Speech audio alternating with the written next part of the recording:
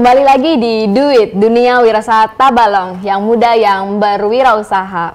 Nah, kali ini pada segmen sebelumnya kan kita telah membahas tentang ide-ide untuk mencari sebuah bisnis nih. Ada 4 poin yang Bella tangkap nih dari segmen-segmen sebelumnya, yaitu yang pertama keahlian, yang kedua itu solusi masalah, yang ketiga hobi, dan yang keempat adalah lingkungan. Nah, juragan-juragan, kira-kira ada lagi nggak sih ide-ide yang bisa untuk mencari sebuah ide nih untuk sebuah bisnis, kira-kira ada lagi nggak dari 4 poin ini? Banyak ya, banyak. Dari mana dulu nih yang mau menjelaskan? Dari ya? Dari juragan Rifan. Ya, selanjutnya yang bisa kita angkat dari sebuah bisnis itu ide-ide dari hal-hal yang unik gitu. Nah, jadi misalkan dulu pernah tren namanya es krim goreng gitu ya. Iya. Nah, itu kan uniknya kok es krim digoreng gitu ya. Nah, ini dingin atau panas? Iya gitu. Jadi ya unik, jadi menarik orang untuk mau nyoba gitu kan. Nah, jadi hal-hal yang unik ini bikin orang penasaran, akhirnya lebih mudah menjualnya gitu. Contoh kayak yang lain lagi, misalkan rawan setan dulu ya. Nah, ini rawan buat manusia atau buat setan gitu ya. Nah, namanya unik gitu ya, padahal ya rawan. Nah, tapi dari sisi nama yang unik itu bikin orang penasaran tadi gitu. Dan Rifan nih, Bella mau nanya, ketika suatu ibaratnya barang atau makanan yang dikatakan unik dan dijadikan bisnis, tapi bagaimana caranya mempertahankan keunikan itu? Maksudnya orang mau nyoba doang nih, tapi selanjutnya nggak mau nyoba lagi. Gimana nih caranya untuk mempertahankan untuk orang itu terus mencoba gitu? Iya, dulu pernah tren namanya es kepal gitu ya. Nah, cuma es kepal M itu ya? Iya, yang itulah. Cuma sekarang kan sudah mulai turun ya, karena satu meleleh soalnya, mencair. Meleleh ya. Kelamaan. Karena banyak yang main di situ juga, nyoba bisnis itu juga, sementara permintaan nggak meningkat juga ya, akhirnya trennya turun lagi gitu. Ada beberapa trik sebetulnya supaya agar yang bisnis yang awalnya kita ambil dari tren itu tadi, dari hal-hal yang unik tadi bisa tetap bertahan gitu ya. Ya satu, bisnis itu sendiri ada pangsa pasarnya gitu loh. Sudah ada orang-orang yang siap membeli seperti itu.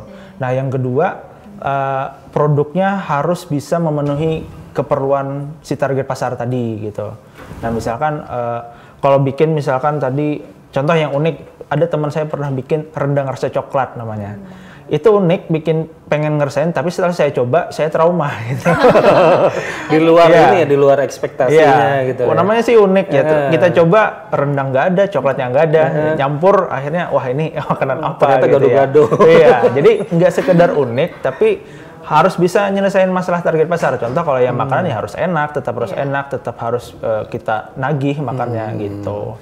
Nah, terus yang kemudian yang harus tetap dipertahankan seperti kasus es kepal itu ya, harus ada resep sendiri yang harus kita inovasi sendiri gitu loh. Jadi jangan hanya ngikuti tren, es kepalnya gitu-gitu aja, pakai susu itu aja gitu ya. Coba jangan hal-hal yang lain gitu, inovasi terus, yang itu tadi yang bikin orang pengen nyoba-nyoba terus gitu loh. Betul.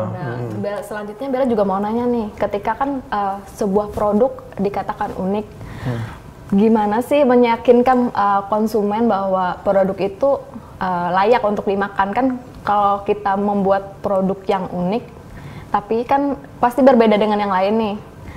Bagaimana nih meyakinkan konsumen untuk ini harus dimakan nih gitu? Iya. Yaudah, satu kasih gratis ya, pasti orang mau nyoba. Tester dulu. Tester itu ya. Terus yang kedua, kasih tester ke orang-orang yang istilahnya tokoh gitu ya. Ya kalau ada artis di Tanjung ya kasih ke beliau itu, terus dia recommended via kasih endorse lah istilahnya gitu loh. Jadi artinya jangan takut untuk bikin orang nyoba gitu loh. Dan yang pasti cari orang-orang yang punya kapasitas gitu. Misalkan contoh lain selain produk makanan, misalnya kita bikin obat herbal gitu ya, itu kan kalau yang nggak terpercaya kan orang nggak mau nyoba tuh. Iya. Nah, jadi kita cari orang yang bisa ngereferensikan, misalkan dokter, apoteker, nih coba tolong kasih masukan lah. Jadi masukannya kita nanti jadikan testimoni segala macam gitu. Oh, jadi begitu ya. Menurut Bella sih kalau misalnya unik nih, kadang Bella juga ragu-ragu nih ya. Apalagi kalau makanan, misalnya coklat, katanya tadi rasa rendang gitu. pasti kayak aneh. Tapi Bella pernah makan ini nggak? Kalau di Jogja itu ada belalang. Nggak pernah sih. Makan belalang, apa namanya? Kalau bagi masyarakat di sana, di Gunung Kidul di Jogja itu biasa, mereka makanan-makanan sehari-hari. Cuman apa namanya itu jadi menarik, jadi oleh-oleh juga itu. Oh, jadi kan agak orang nganggep wah makan belalang. Cuma kan ada orang yang ingin tertantang, mungkin ngerasain gimana rasanya. Enak sih kalau menurut saya, enak rasanya. Tapi kalau saya sebagai mungkin baru pertama kali lihat mungkin agak ngeri ya kita makan binatang kecil gitu. Kan mati binatangnya, udah iya, dimasak. Mati sih. Nah, hidup gitu juga kali. Iya, nggak gerak-gerak juga. Tapi kan ada yang kayak ulat sagu. Ya.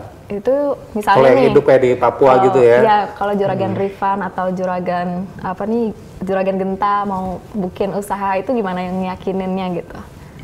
Ya tetap tadi ya, tetap tester gitu. Kalau menurut saya sih, ya kita harus jadi pemakainya. Jadi kita yang karena itu produk kita yang mempromosikan, kita juga make gitu. Jangan kita jual produk yang kita sendiri nggak make. Kita sendiri misalnya makanan kita sendiri nggak berani makan. Kita harus berani makan. Oh, jadi dimulai dari sendiri baru bisa gitu. Oke, nah Bella sudah paham nih salah satu ide dari 4 poin tadi. Kira-kira Juragan Genta ada nggak sih ide bisnis yang lain gitu selain dari Unik? Sebenarnya untuk anak muda khususnya sekarang kalau ditanya anak muda sukanya apa sih, hobinya apa sih? Jalan-jalan. Iya. Traveling. Wah, sekarang banyak kan yang punya hobi traveling. Nah, cuman traveling itu bisa dimanfaatkan untuk mencari ide bisnis. Jadi bukan sekedar traveling biasa jalan-jalan, tapi juga sambil melihat peluang usaha yang bisa dibawa juga ke Tabalong. Misalnya kalau jalan-jalan ke Jogja, ke kota yang ramai Malang, Bandung, di sana kan banyak tuh. Mau kuliner, mau usaha apapun di sana bisa dilihat tuh, jadi referensi. Oh, jadi bisa dijadikan referensi jadi contoh kita. Boleh lah, kita dalam bisnis bukan hal yang haram kok buat niru. Jadi kita datang ke sana sambil jalan-jalan, makan, wah ternyata ini enak nih. Iya. Gimana kalau kita buka di Tabalong? Dicoba gitu. Tapi Bella nih mau buka usaha tapi 100% meniru dengan usaha orang lain, apakah boleh itu misalnya kayak Juragan kan bikin mie ramen nih, Bella ngikutin juga? Boleh aja. Boleh. Tapi sebaiknya tetap harus ada inovasi juga. Jadi tidak 100% persis sama. Harus ada inovasi sedikit, ada perbedaan sedikit lah, ada diferensiasi yang bisa membuat produk Bella itu punya pembeda. Jadi ini misalnya ramen ala Megumi Ramen, kalau ini ramen ala Bella Ramen misalnya, ada bedanya apa? Harus ada di situ. Harus ada modifikasinya ya. Kalau sebelum Bella melakukan usaha seperti Juragan Genta. Tapi nggak masalah kalau mau dimulai dari meniru dulu. Nggak masalah. Berarti sih. no problem yang gitu penting action dulu. Harus ada niat juga actionnya ya. Nah, Gan Rifan, kira-kira kan Bella kan masih anak muda nih. Ya kan? Bukan anak mama. Bukan. Masih anak muda nih. Kadang mikirnya kita juga pernah muda. Bella maunya tuh sih yang praktis tuh, nggak usah repot-repot harus mengamati yang harus jeli gitu. Ada cara lain nggak sih? Milenial ya zaman sekarang, nggak mau yang susah-susah. Iya, yang praktis gimana nih? Kita juga anak milenial ya. Iya, zaman dulu, zaman old. Gimana nih? Iya, cara yang paling gampang ya untuk cari ide bisnis yang zaman sekarang itu lagi-lagi kalau anak muda sekarang lagi memakai cara itu gitu ya. Bisa dari namanya meniru tren yang sedang ada. Dari tren juga bisa ya. Ikutin tren, lagi tren apa. Nah, jadi misalkan lagi tren di luar negeri, kita bawa ke Indonesia gitu ya. Waduh. Lagi tren di Jawa, kita bawa ke Kalsel kayak gitu. Anak milenial kan. Itu akan lebih gampang. Kenapa? Karena sedang tren, sedang booming, apalagi ada sosmed sekarang gitu ya. Orang akan lebih gampang teredukasi. Oh ini sudah produk orang tahu, orang tinggal beli aja lagi gitu. Oh gitu. Nah, 2019 yang tren apa ya? Nah mungkin di episode selanjutnya aja kita bahas nih. Sekarang aja. Jangan dulu, biar penonton di rumah minggu juga depan penasaran. Ya? Iya, minggu depan ya. Minggu depan.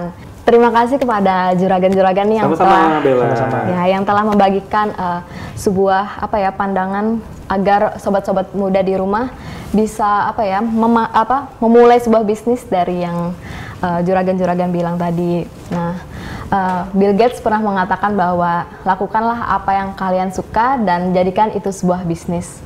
Itu tadi perbincangan kita bersama dua juragan kita dan narasumber. Jangan lupa untuk tetap saksikan Do It, Dunia Wirausaha Tabalong, yang muda yang berwirausaha.